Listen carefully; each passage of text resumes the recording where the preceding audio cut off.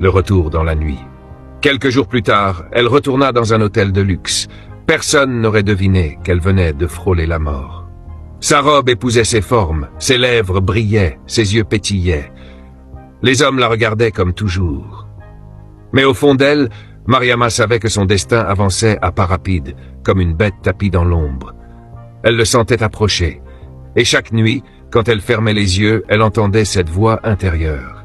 « Jusqu'où iras-tu, Mariama? Combien de fois encore ?» Mariama avait toujours aimé la nuit. Elle disait souvent qu'elle était faite pour elle comme une seconde peau. Mais plus les années passaient, plus la nuit devenait un piège, une cage dorée dont elle ne pouvait plus s'échapper.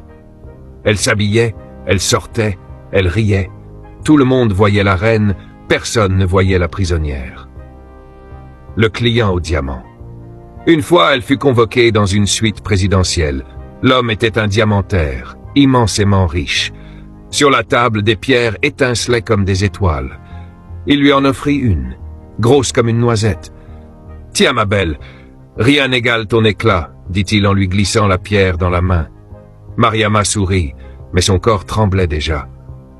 Elle avait pris des pilules pour calmer une douleur sourde dans son ventre. Elle fit semblant d'être envoûtée, elle se prêta au jeu, elle joua la passion, mais chaque mouvement était une torture.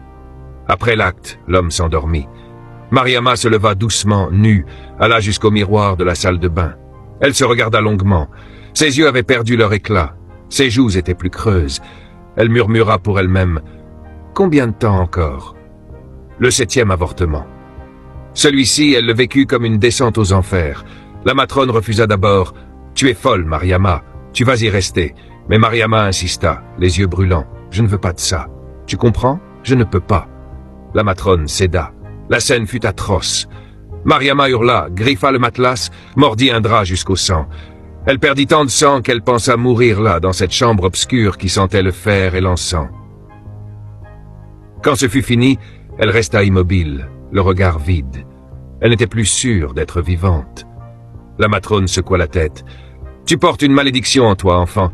Chaque fois que tu rejettes la vie, c'est comme si tu appelais la mort. » Mariama